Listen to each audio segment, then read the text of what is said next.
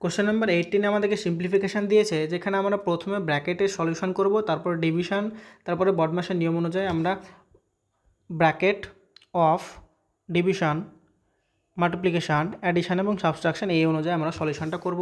তো প্রথমে ব্র্যাকেটের পার্টটা যদি সলিউশন করি তাহলে এখানে দেখো 1/2 মাল্টিপ্লাইড বাই 1/3 যদি করি তাহলে এখানে পাই 1/6 প্লাস 5/6। এইটা যদি এলসিএম করলে পাই 6 আর উপরে হচ্ছে 6, তার মানে হচ্ছে 1। তার মানে এই পুরো যে পার্টটার ভ্যালু সেইটা আমরা পাচ্ছি 1। এই পুরো পার্টটার ভ্যালু আমরা পাচ্ছি, এই পুরো ব্র্যাকেটের পার্টটার ভ্যালু আমরা পেলাম 1 পেলাম। তাহলে এখান থেকে আমরা কী লিখতে পারি দেখো, আর এখানে 2 আর 2 যদি কাটি তাহলে এখানে আমরা লিখতে পারি 1/3 minus 3/4 multiplied by 1 multiplied by 4/21।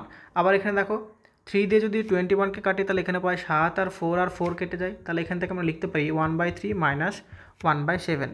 LCM করলে হয় 21, তাহলে এখানে হবে 7, এখানে হবে 3, তাহলে এইটা মধ্যে মাইনাস করি তাহলে হবে 4/21। এইটা হয়ে যাবে আমাদের উত্তর, যেটা অপশান নাম্বার এ বা অপশান নাম্বার 1 হয়ে যাবে সঠিক উত্তর।